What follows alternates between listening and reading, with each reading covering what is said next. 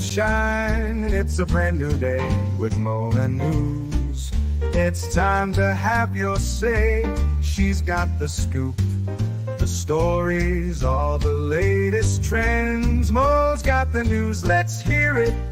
My dear friends, from politics to showbiz, no story's too small. Mo covers it all. She's got the inside call, her voice so smooth, like honey in the summer sun.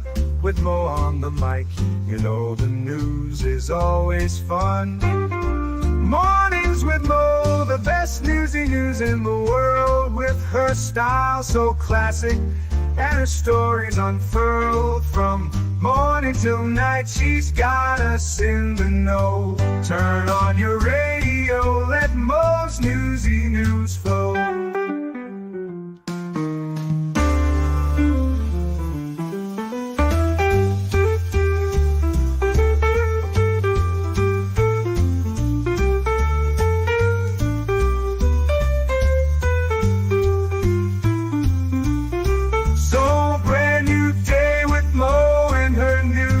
Time to have your say. She's got the scoop, the stories, all the latest trends. Mo's got the news, let's hear it, my dear friends.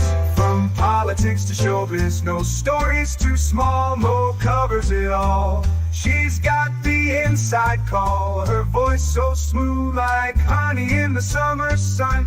With Mo on the mic, you know the news is always fun. Mornings with Mo, the best newsy news in the world. With her style so classic and her stories unfurled. From morning till night. Hey guys, it's Mo, and oh my goodness, I actually married music and the little wordy things together, which is something I've never done before. But thank you so much for joining me today. It is the 13th of May, at least it's not a Friday, and we don't have to worry about Jason Voorhees, or is it the other guy? We don't have to worry about anyone from the monsters and horror film community. Thank you, Wolfram, for doing your Modly Mod stuff. Welcome, AC's Wildflower, and Captain Kern. Hey, Joe. And Alice, welcome. We have all the news today. I know that Karen Reed is going, so some of you might be on the replay crew, but that is all right. Our first story, where in the world did it go? Nope, that's not it. It is Monday. Why not, have something go wrong? Anyhoozle, our first story is that Steve Buscemi got punched by some reject in New York. Look, this man has actually been a firefighter, has actually had real work before, becoming an adult pretender. And he seems like an all-around good guy. So the fact that he got, punched and had to go to the hospital ticks me off to no end. But here he is, and we will read the story. It seems no one is safe on the streets of the Big Apple these days, not even beloved hometown actor and Brooklyn native Steve Buscemi. Welcome, Fundian.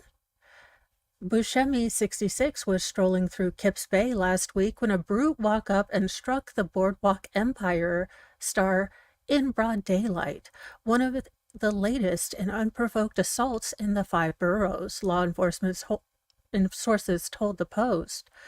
The actor suffered swelling to his face and left eye and was taken to Bellevue Hospital for treatment. Good morning, Tammy, and hey, Joe. Yeah, he's just awesome. I mean, look, I still think his best role was in Con Air because, I'm just saying, he does look like a guy who may be a little bit shifty. Actually, that or in Happy Gilmore. Love that show. But he seems like an all-around genuine guy. Meanwhile, his deranged assailant took off and is still on the lam, police resources said. Oh, I forgot Fargo. I only watched that movie like once, so I always forget Fargo.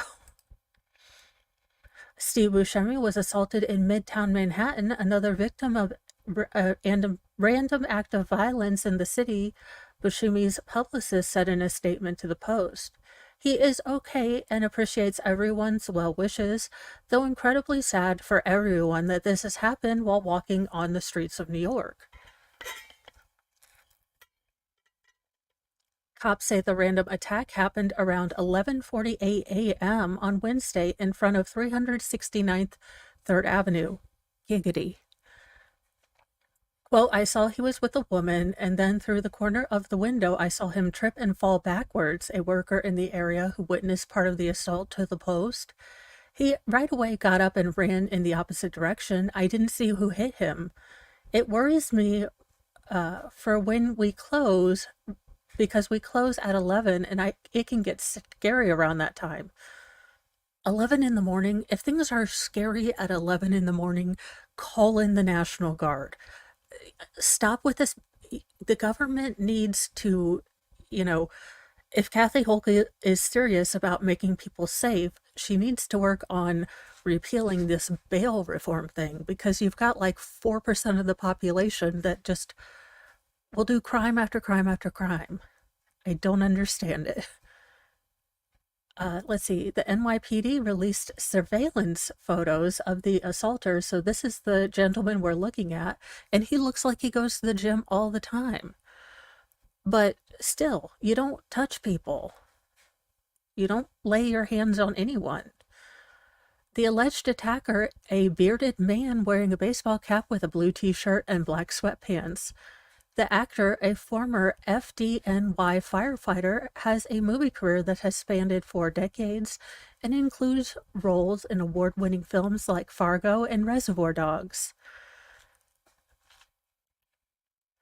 Buscemi earned wide acclaim for his portrayal of a corrupt Atlantic City politician Enoch Nucky Thompson in the HBO hit Boardwalk Empire. Last week's unprovoked attack makes him the second actor from the popular series to fall victim to random New York City street violence this year. On March 31st, actor Michael Starbog, who played gangster Arnold Rothstein on the show, was out for a run on the Upper East Side when he was struck in the back of the neck with a rock. The NYPD arrested a deranged vagrant, Xavier Israel, 27, in the assault, which took place around 7:45 p.m. near East 90th Street and East Drive. Israel had previously been arrested for assault and robbery in 2022. Stallbarg chased after the thug and into the hands of police stationed outside the Russian consulate. Meanwhile, NYPD spokesperson said Sunday that Buscemi's attacker remains at large. Buscemi has been a beloved figure in his native New York and famously rushed to the site of the World Trade Center after 9/11 terror attacks to join his former fire company, Engine 55. A former Emmy Award winner was one of New York's bravest in the 1980s. In 2021, he dressed up as a character he played in the hit show 30 Rock to hand out candy to children on Halloween from the stoop in Park Slope. So we must find this man. We do not risk a national treasure like Steve Buscemi on crazy guys who apparently spend all their lives in the gym. And I go back to the Legally Blonde thing, but exercise, releases endorphins. Endorphins make you happy, and happy people don't unalive or hit people. Sir, you're doing gymming wrong, I'm telling you. Now, this is why we can't have nice things, y'all. New York to Dublin live video art installation is already bringing out the worst at people with lewd displays. You think they'd learned their lesson after He Will Not Divide Us and all of the internet interesting people would find this whole We Will Not Divide Him thing? You think they would have learned their lesson. This is only going to be used for, craziness and fun. Welcome, Linda Evers. But, it seems to be that we just can't have nice things. This is why some of us can't have nice things. Surprising absolutely no one, the voyeuristic new quote-unquote portal street exhibit in the Flatiron District connecting New York City and Dublin with 24/7 live feed video has already caused chaos, with mischief makers on Ireland's side flashing everything from their bare bums to, well, the symbol of the bad guys in WW2 and a photo of the Twin Towers in flame on 9/11. Ouch. Ireland, going right for the bad stuff. Too soon, Ireland. Part of the interactive sculpture and webcam, a 3.5-ton portal was installed May 8th at the busy Manhattan Junction off Broadway, 5th Avenue, and 23rd Street. It opened in tandem with its sister portal in Dublin, positioned facing the city's bustling O'Connell Street. Billed by Portals.org, the group behind the project, as a quote-unquote bridge to unite the planet, each structure enables passersby in either city to see but not hear what's happening on the other side 24 hours a day on a massive 8 by 8 foot screen. Nothing can go wrong with this. I'm sure no one's going to moon anyone on these things. Good morning, greedy bloke. I know, this is why we can't have nice things. You know, when mom yells because you've broken yet another plate, she just says, this is why I can't have nice things. But that earnest utopian vision provided no match or proved no match for the pub-lined Dublin thoroughfare, whose Guinness-glugging patrons were quickly drawn to the futuristic-looking exhibit like moths to a flame in the videos circulating online. Within hours of the Dublin portal going live, a quote-unquote very drunk woman in her 40s was led away by cops and arrested after grinding her backside against the screen. As Lise Linné, the woman who filmed the video of the incident, explained in comments on her Instagram post, quote, she was basically there for about 20 minutes, very drunk, and was slapping and grinding against the portal before guards stepped in. Welcome, Slinky. You know, I mean, who among us hasn't been drunk, pretend they know how to dance, and go in front of a portal and millions of people? I mean, who hasn't? And I tried Guinness once. I am not a beer person. I'll use it for stews. I will use it for other things, but I am not a big beer drinker, so possibly not the one to start out with. A video posted on X shows an inebriated man waving at the crowd in New York side of the broad daylight before dropping trow and giving them a big apple-sized eyeful of a full Irish moon before stumbling away. His dim-witted pals chortling in approval. Another Dubliner, missing the point of the exhibit, entirely brandished a cell phone showing a chilling image of 9/11. The crowd on the New York side was groaning in response. One imbecile repeatedly flashed a symbol from the bad guys in WW2 on his phone, ruining a sweet photo op for Matt Shriver, 30, who was visiting New York from Los Angeles and came to see the portal to see his sister who lives in Dublin. Quote, that sucked, especially since that was right when my sister came on screen and I was trying to get a picture of her, Shaver grumbled to the Post on Sunday. I was like, great, this guy is ruining everyone's moment right now. That's terrible. Adam Noon, a cruise ship audio engineer originally from Dublin and in New York while the ship was docked here, said, that doesn't represent Ireland very well when you do that. What an absolute douche canoe. Who does these? Well, I mean, yeah, super awesome, sir. You're a jerk.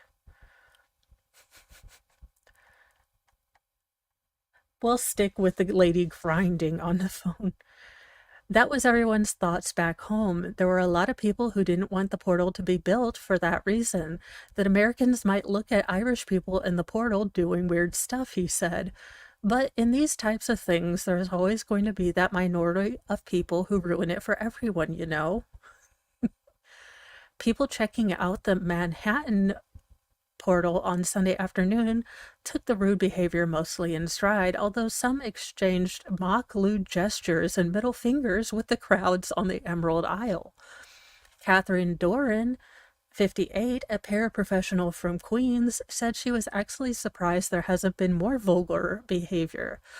Thank you so much, Linda Evers. I am trying to do my first actual video with editing and stuff. So this is my Wendy wig, so I can do all of that and then get Donna in on the other side, because I think I figured it out, or at least worked it out in my head. Shenanigans will follow. Let's be real. Shenanigans will also follow. And thank you, Shizzy Raiders. Welcome. We are talking about a portal that links, New York's busy streets with Dublin's busy streets. And as you know, if there's a camera out there, someone's gonna moon it.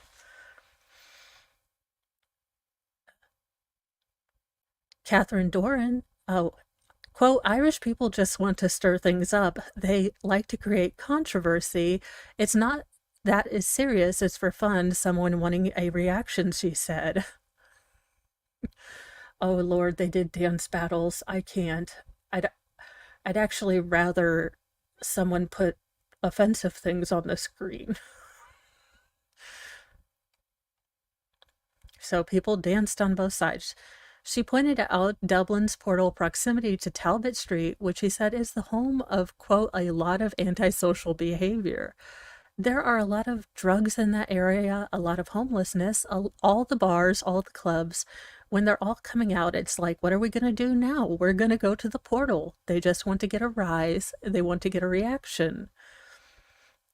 Untoward antics aside, most portal visitors in Manhattan enjoyed themselves. Some passers-by have been cheeky, using it to flirt with counterparts across the Atlantic.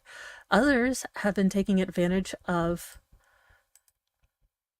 the unusual opportunity to connect with faraway loved ones in a way that feels more real than text and FaceTime, as McKenna Victori, 23, a paralegal from Brooklyn, described it. Vicori was at the portal to see her parents, who have lived in Dublin for 6 years for her father's job. Quote, it's so funny to be able to see them. It's also emotional. So it's nice. I think we're so used to texting and calling on FaceTime that this feels a little more real and exciting to see them in their element and up close. It feels really exciting and strange and serendipitous and lucky just to have it pop up between two cities where I live and my parents live. New York and Dublin's portals are the third and fourth exhibits to be set up. The first matching pair went live May 2021, connecting the European cities of Vilnius, Lithuania, and Lublin, Poland. I was going to say Portugal, which is not that. Manhattan portal is scheduled to remain in place until November. Until then, try to keep your arses in your trousers. Would you do Dublin? We're trying to do a thing here. Nope. I want more full moons from I want all the shenanigans, except not at dance portal. Please, Lord. In possibly the closest we're ever going to get to Con Air, although this is a sad story, and really odd with Steve Buscemi being in the news as well. Quote, I wish I had never gone to that bar. A U.S. Army Ranger who joined because of 9/11 and sustained blast concussion gets 20 years for laying hands on a security guard, causing her death after a night out drinking. 2024, you brilliant, amazing bastard. If we get real life Con Air, I'm going to eat my bingo card. I'm going to eat it, and that's how we're doing this. Because if we get a real life Con Air, I'm out. Gonna start wearing bikinis and selling bathwater like the rest of the e-thoughts. Let's see. A U.S. Army Ranger will spend the next 20 years behind bars for unaliving a security guard who tried to prevent him from entering a building in Tacoma, Washington. The vicious, you know, laying of hands lasted for 10 minutes, even as the victim repeatedly tried to flee. Okay, these are douche moves, and so it's in no way am I advocating for this to happen. He should have kept his hands to himself. Laying hands on someone is ridiculous, especially when they are a female and smaller than you, and you know certain things that are very damaging. With great power comes great responsibility. If you passed ranger training, you should know when to stop. And I understand he might have a TBI, but this is ridiculous. Sounds good. You know, we still have months and months of 2024 to do its thing. Uh, I want to say specialist. He's a specialist that went to. Okay, specialist Patrick Philip Byrne, 29, pled guilty in March to first-degree unaliving in the death of Denise Smith, 41.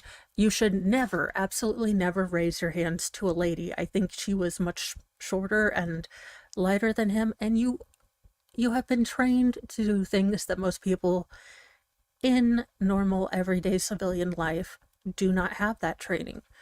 So you shouldn't drink if you know you're a bad drunk, you shouldn't go out in public, and you should stay home. Byrne was stationed at the time at Joint Base Lewis McChord near Tacoma, and Smith had just recently been hired to work security at an office building in downtown Tacoma. The building previously housed Russell Investments, but is now the home for Division II Court of Appeals and other business. According to a probable cause affidavit obtained by Law and Crime, Brain was out drinking with friends at a bar when someone punched him in the face during an altercation between his pals and another group. Brain apparently thought one of the people involved in the fight entered the building where Smith worked and tried to go inside. Smith opened the door, apparently to tell Brain that the building was closing, but he forced his way inside. Surveillance video shows Smith grab Bryn by his shirt to stop him, but the Army Ranger slammed the security guard on the ground, the affidavit said. This is awful.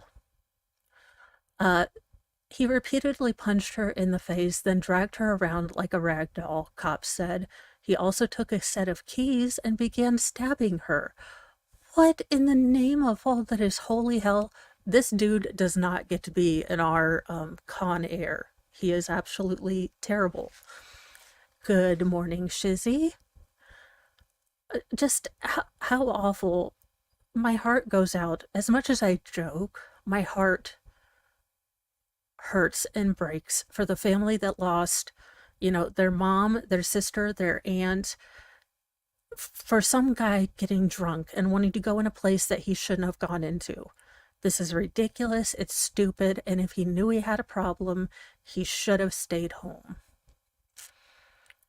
Smith tried to get away, but each time, Brian brought her back to continue.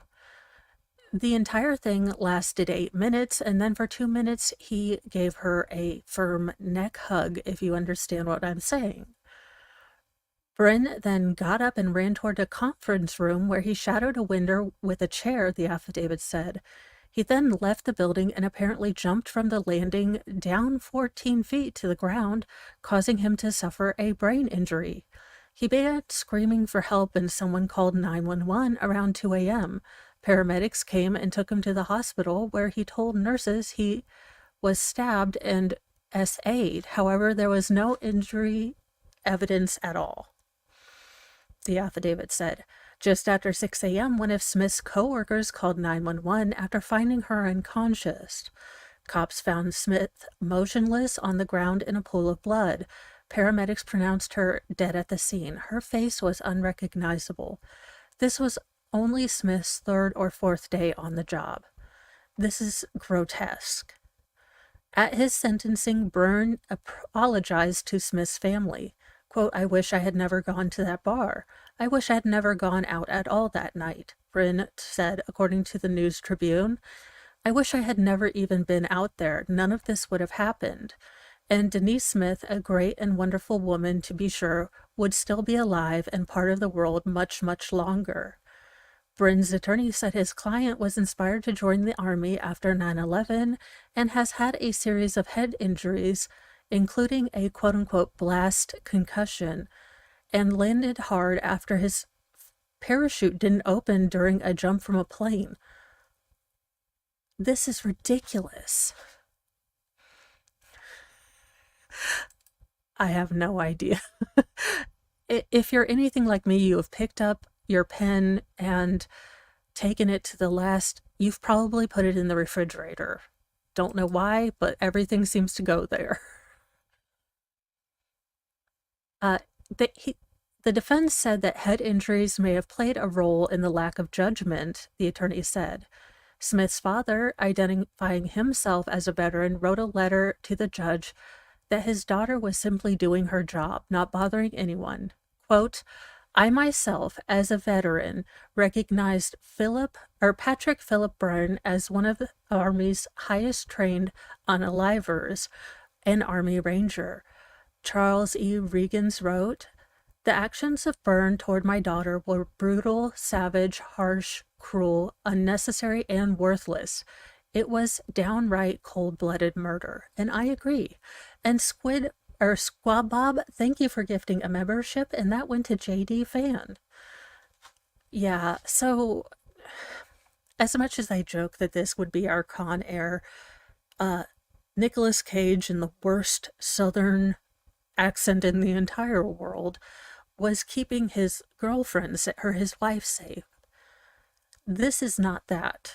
And I hope that he spends all the time in Gen Pop and they know exactly how he treated a woman. Just saying. In some good news, a 106-year-old man becomes the world's oldest skydiver. I would have to be fully out of commission and my mental faculties to jump off of a plane. So, a Texas man reclaimed his Guinness World Records title by going skydiving at the age of 106 and 327 days old. Alfred Al Balshki originally earned the title as of oldest person to tandem skydive when he jumped out of a plane at the age of 103 in 2022. But his record was broken by a Swedish woman named Ruth Linga Idsgard Larsen. Look, they had all the little dotty things and the things on top. I have no idea how to pronounce that. Who was 103 years and 259 days old when she went skydiving. Bakshi recaptured his title by going skydiving at the age of 106 years, 327 days old. He was joined by Texas Governor Greg Abbott, who made his first jump. That is awesome. If you think you can't, you're just underestimating yourself. I'm not underestimating myself. I'm overestimating the fact that, like the story before, my parachute could fail to work, and the airplane seems like the only way to fly, and jumping out of it seems insane. Everyone is more capable than they think. They just need to make the decision to try, Bakshi told Guinness World Records. So there you go. If you would like to jump out of the airplane and win a Guinness Book of World Record, you need to jump out of a plane at apparently 107 years old. In sad news for the students, and for goodness sakes, can everyone just behave for 5 seconds so that they can celebrate their grads? Howard University cancels graduation mid-ceremony after furious family members pound on doors and smash windows. Good night, nurse. A graduation ceremony for nursing students at Howard University ended abruptly and in chaos after family members chanted, quote, "Let us in," and pounded on the doors and smashed a window after being locked out of the auditorium when it hit capacity. My friend Andy is a radio DJ in Houston. He goes skydiving like I used to go to Starbucks. I've never understood the point of jumping out of a perfectly good working plane. Look, if they knew that they were going to have a bunch of people, and I think they try to RSVP these things so they know kind of how many people each student gets, or they allocate, you get 2 tickets, you get 2 tickets for people to come. So the, if they were expecting an overflow, they should have had an orderly way to do this. Again, when I'm the voice of reason, this gets terribly scary. Loved ones of the students at the College of Nursing and Allied Health Services packed into the Crampton Auditorium in Washington, D.C. on Thursday, but not all relatives made it inside the building before the ceremony was abruptly canceled during the keynote address. Chaotic video footage shows dozens of people standing outside the auditorium chanting, "Let us in, let us in," as the ceremony began. Pictures showed a glass door that had been shattered during commotion as people banged on the door and tried to get back past security to go inside. Oh, good Lord. I mean, look, I know everyone is proud of their people. I would love to, see my kiddos graduate them, from wherever they're going to go. But they should have made clear that you only get X amount of people to come, and they should have, thought of this before. And good morning, Penny Ward and Deborah. While they were doing the keynote speaker, there was like a loud banging, and even before that, for like 10 minutes straight. Graduate Bria Flowers told NBC Washington, just like boom, boom, boom, boom. School officials told students and their family mid-ceremony that the fire department had come to shut things down. Quote, "Because of the size of the room and because our relatives sometimes do not know how to act, the fire department is here to shut us down." Welcome, Terry D. and Cindy Snyder. Oh, dear Lord. That's so sad. That is so very sad that everyone couldn't just, make it about these people that have sacrificed and worked hard to do nursing. Dang it. Dr. Gina S. Brown, Dean of the College of Nursing and Allied Health Services, said to a roaring response of boos. However, DC Fire and EMS denied shutting down the graduation. Quote, "DC Fire and EMS did not shut down tonight's event," the department said. At 6:42 p.m., we responded to Crampton Auditorium for a medical local. At the request of campus police, the patient was evaluated and refused transport. The DC Fire and EMS departed. Also, don't lie and say the fire department did it if there's going to be receipts that say the fire department didn't do it. If you're going to lie, make it believable and actually true. Students and their families were left shocked and upset by how quickly things got out of hand. "I'm confused why it got so crazy, how it got so quick and so bad so fast," graduate Kiana Hamilton said. Fellow graduate Haley Rangonan said the incident was especially heartbreaking for her and her family because she didn't get to walk during her high school graduation in 2020 due to certain unmentionable illnesses. "I didn't even get to walk," she said. "I didn't get to walk. I graduated magna cum laude, and I didn't even get to walk. I'm the class of 2020. I didn't get to walk for my high school graduation, and I didn't get to walk for my college graduation."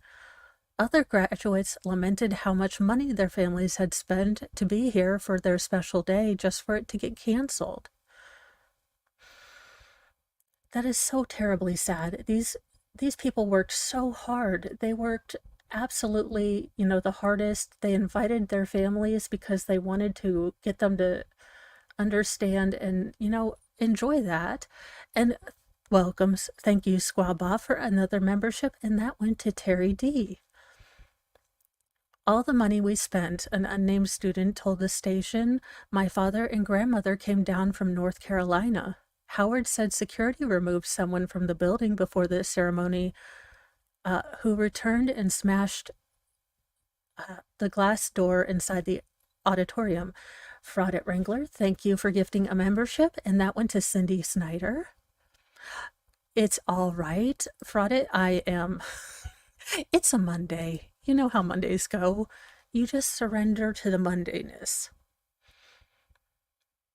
One student was found with cuts on their hands from broken glass. This incident led to a disturbance among guests outside the facility, resulting in a disruption of the program, Howard's statement said. Guests in attendance were immediately dispersed following this incident. Some of the affected students were able to walk in the university's main commencement ceremony on Saturday, while individual awards are given out to students on Friday. You know what? They should have had better planning to begin with, and this is terribly sad for those students. I hope that they can make a different, squeeze in, a redo ceremony. Oh no, no. I had a mouse in my nightstand Thursday. It's been a week of Mondays trying to get rid of this POS. In that case, I believe that arson isn't a crime, but according to all the law books and Mr. Mo, a flamethrower is not what you're supposed to use. I mean, look, sometimes it comes down to that. Although I am never allowed to get a flamethrower. It's just terrible. Let's see. Free booze from the government for your safety. Only in San Francisco. San Francisco buys vodka shots for homeless alcoholics in a taxpayer-funded program. I can't see anything going wrong here. Also, where do I sign up?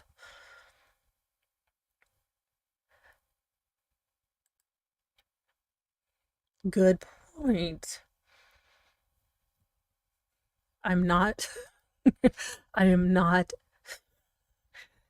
stage directions, not putting flamethrower in Amazon cart.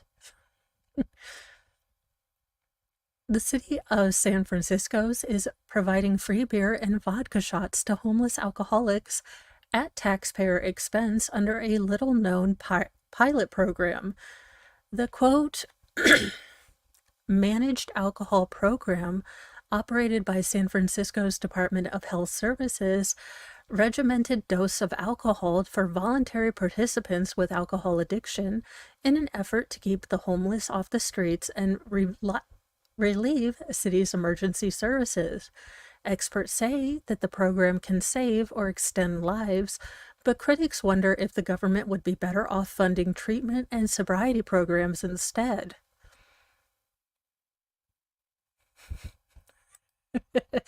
True. Look, I have boys. I'm sure, we will have to call the fire department at some time. Established in countries like Canada and Australia, a managed alcohol program is usually administered by a nurse and trained support staff in a facility such as a homeless shelter or transitional or permanent home. It is one method to minimize harm for those with alcohol use disorder. Now, I have to say, this sounds like a methadone clinic, and it doesn't seem to have any parts of it thus far that we've read, helping people maybe consider sobriety. This seems to be just keeping people off the streets so the streets look better. It doesn't seem to be helping people unless they slowly wean them down. The California Healthcare Foundation explains in a 2020 article describing the pilot program. By prescribing limited quantities of alcohol, the model aims to prevent potentially life-threatening effects of alcohol withdrawal, such as seizures or injuries. Okay. The San Francisco Managed Alcohol Program, or MAP. San Francisco, why the hell did you give something an acronym of a MAP? Are you kidding me?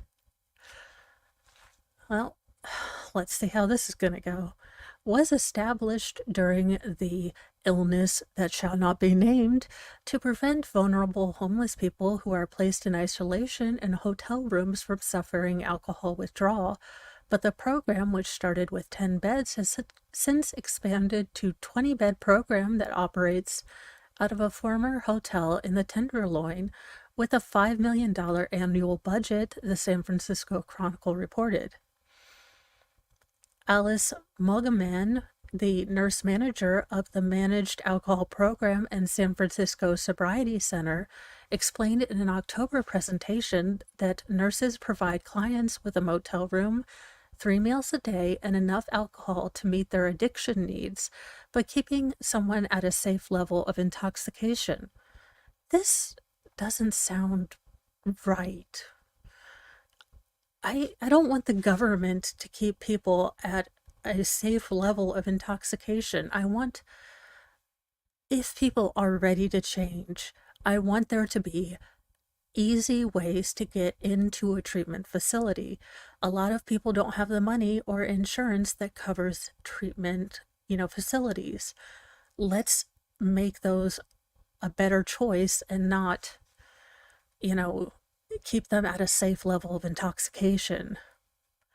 Initial success in stabilizing alcoholic patients prompted health officials to expand the pilot into a long-term program with 10 beds earmarked for the Latinx and indigenous population, while the additional 12 beds are supported at the city's Transitional Sober Center, she said. Bryce Bridge, a social worker involved in the program, said that during the presentation that once a client is identified as having alcohol abuse problems and admitted, they are assessed to determine individual needs. Clients are connected to a primary care doctor, provided resources to secure government identification if they lack social security card or other documents, and are assisted with psychiatric care, wellness activities on site, and other evidence-based treatments. Sure, this can only end well. And how many Latinx and indigenous two-spirited people do you have?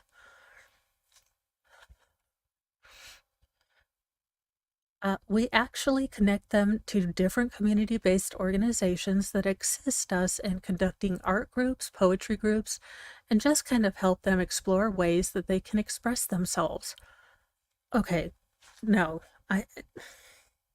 San Francisco, make this make sense. I don't have my giant whiteboard, but what in this equation? Free booze, healthy level of intoxication, and finger painting. What do they all have in common? Not one damn thing. That's right. Maybe we should. I mean, I get art therapy for a little bit, but this is only in San Francisco. Bridge also said that the devil's lettuce use is fairly common in our sites, so it smells like wet skunk in all of these, and said there is no policy prohibiting devil's lettuce consumption, although health providers monitor that activity to prevent ill health effects and interpersonal conflicts.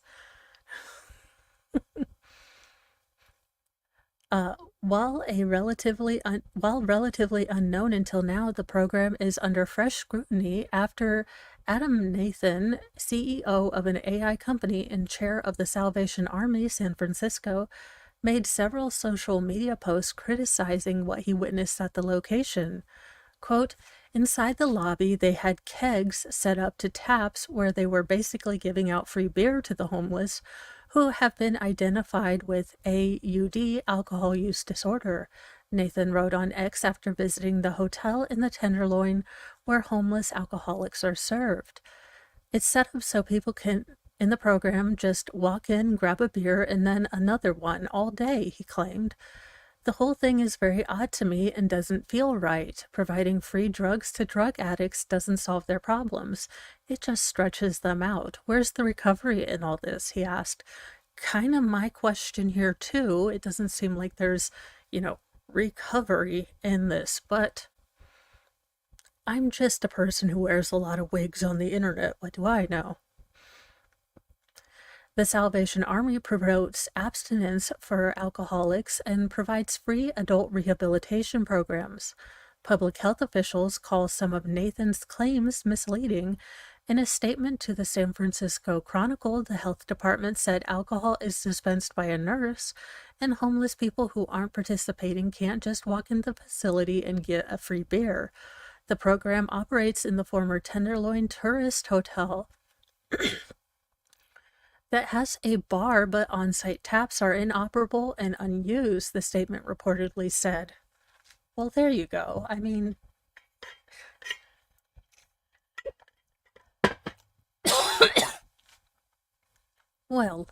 and then they do finger painting.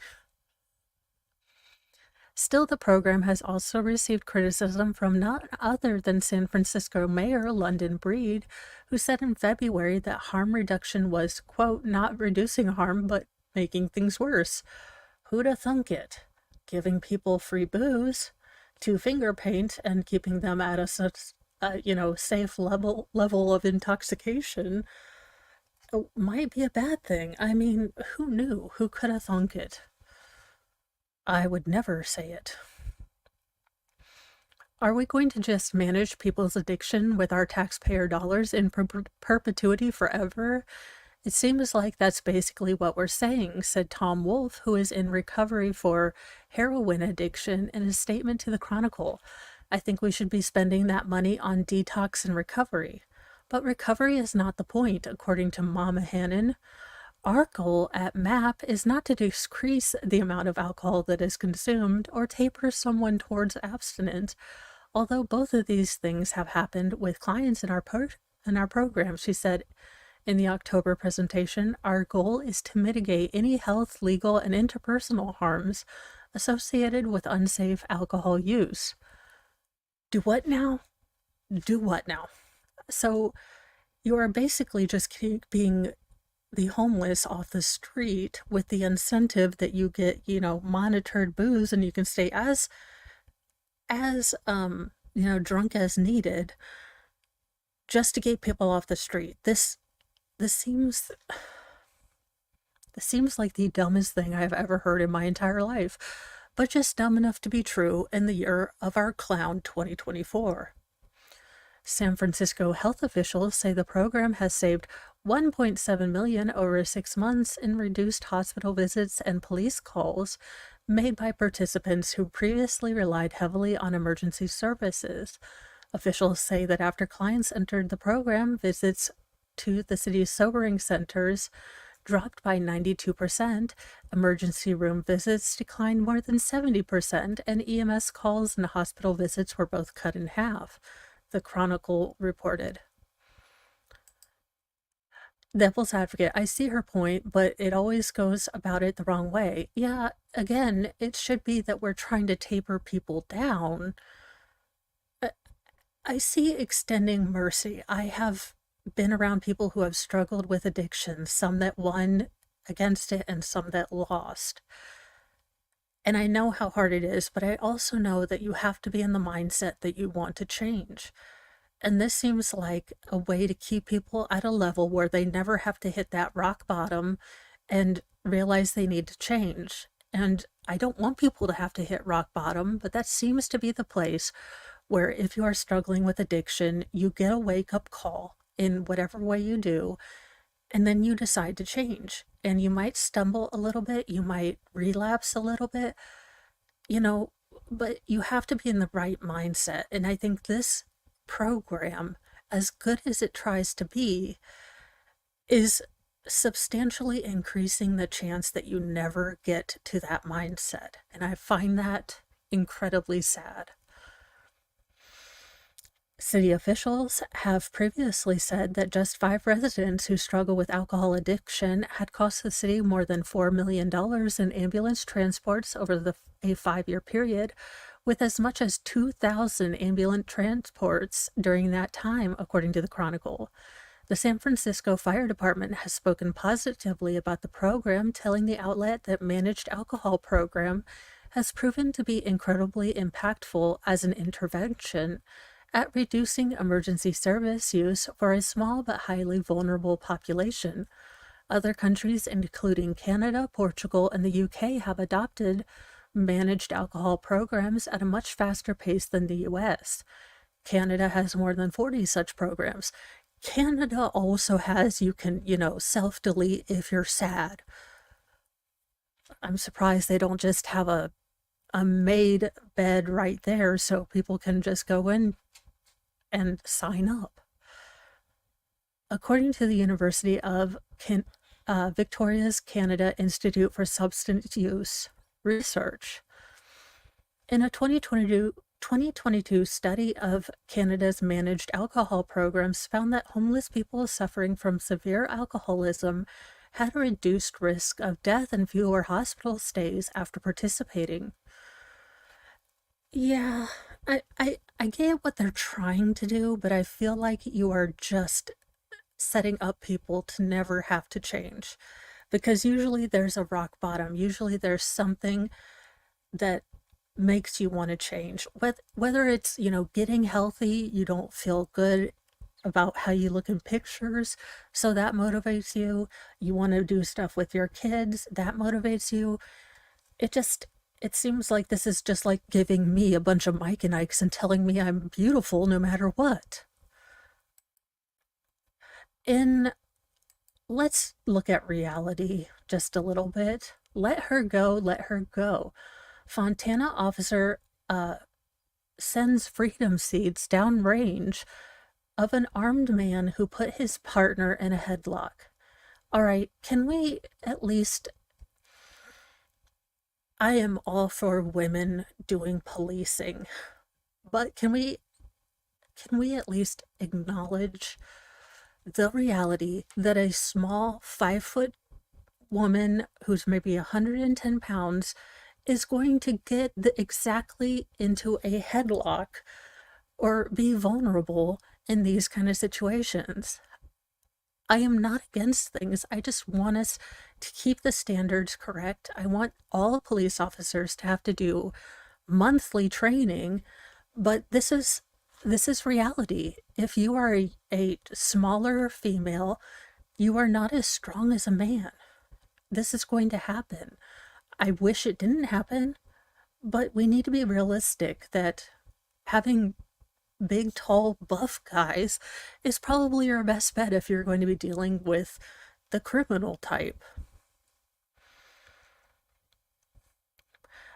The traffic stop started off calmly. 2 Fontana police officers pulled over a black sports utility vehicle in Yucapaya, and the male officer asked the driver about what appeared to be the missing front license plate.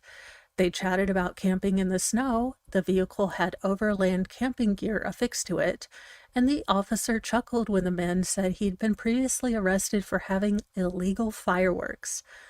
The officer asked the driver, whom authorities identified as Alan Metka, 56, to step out of his vehicle.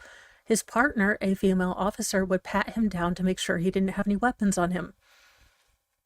Why? Why did you send a female? Again, just look at, he is much bigger than her. If he was going to choose violence that day, she is not the one you send in. There is a reason. If you want more women to get hurt, put them on the front lines. I'm done. I'm out of it. I have been saying this. You do not.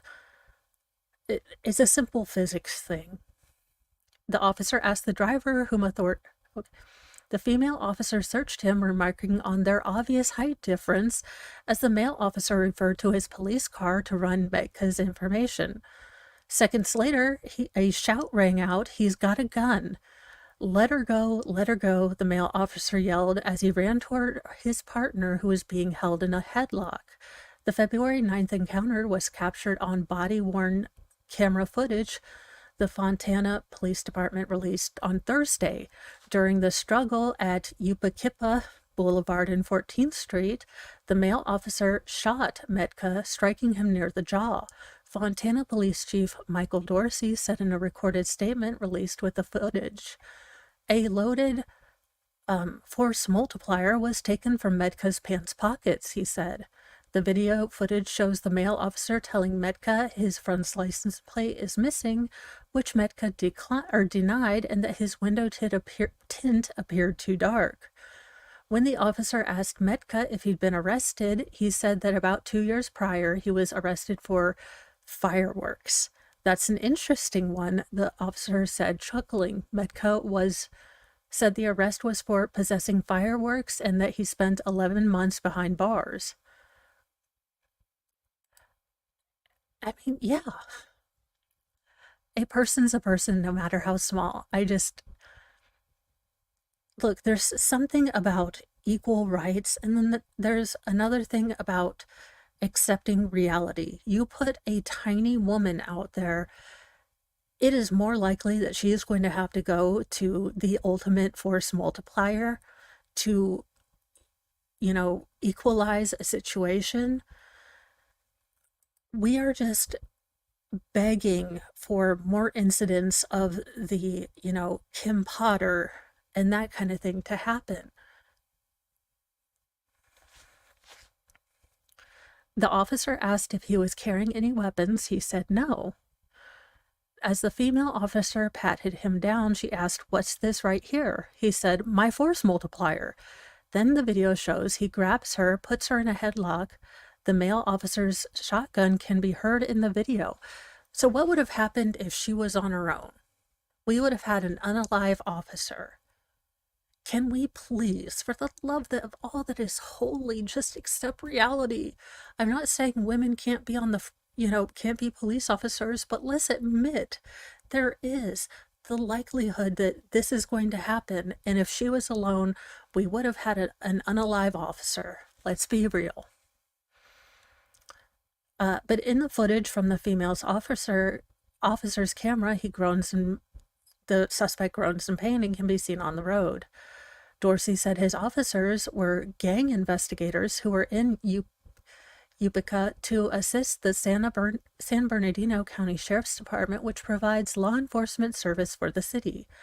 Medka is being held in the West Valley Detention Center at Rancho Cucamonga on suspicion of assault with a deadly weapon upon a police officer resisting an executive order and being a felon in possession of a firearm, according to San Bernardino County jail records. The incident is being investigated by San Bernardino County Sheriff's Department and District Attorney's Office, Dorsey said. The Fontana Police Department, he said, is also conducting parallel administrative investigations, and are cooperating fully with the investigating agencies. Dorsey said that Metka has an extensive criminal history with prior arrests for assault with a deadly weapon, carjacking, robbery, possessions of an explosive device, and illegal firearms. Medka was also arrested in 2021 at a gas station in Fontana where he was allegedly found with several illegal firearms and pipe go booms. According to the Rialto Police Department, how is this man still out on the street? Can anyone answer these things for me? I am a little confused. But in a heartwarming final story, horses. 40 people save a pair of horses stuck in deep mud in a grueling 5-hour rescue through the Connecticut woods.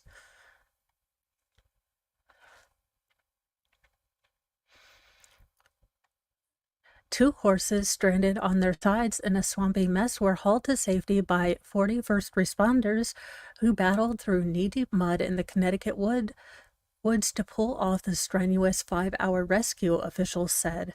The horses wandered about 3/4 of a mile behind a Lebanon farm when they got stuck in a swampy area Saturday, the city's volunteer police department said.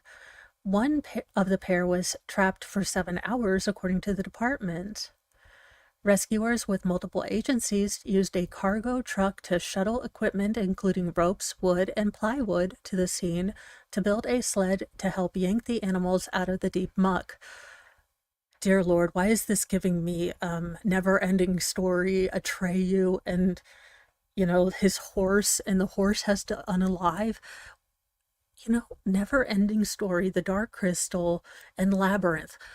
we didn't get like really cool positive stories. We're like, hey, your horse gets stuck in the mud and you have to leave him, Atreyu.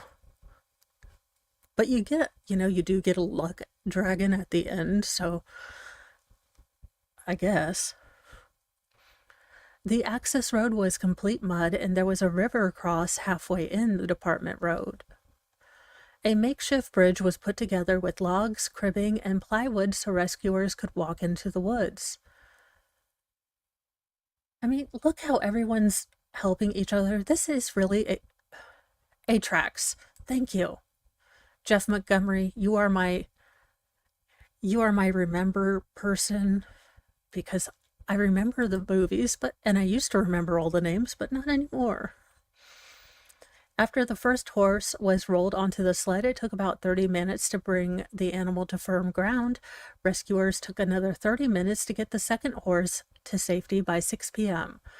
Look at them. They're doing well now. I hope that they get a clean bill of health. Photos of the dramatic rescue showed how a harness wrapped around one horse as rescuers got ready to pull the sled out of the woods, and showed emergency workers cutting and lugging logs to the muddy scene. Overall, it took about 5 hours to set up a path to reach the horses, free from mud, and evaluate their health, the fire department said. While both horses were in mild distress, they were able to stand up without an issue and soon started munching on some fresh hay, the fire department said. So I hope that they all come out well, and I am leaving you guys to go to Baker. He is watching Karen Reed. I love that movie. And I will see you guys in a little bit. I will be working on the Donna and Wendy video. It is my first kind of jump into editing, so dear Lord, pray for me now at the hour of my interface and all of the internets again. Have a wonderful day. Be kind to yourself and be kind to others. It's a rough world out there, even for Steve Buscemi, so be nice.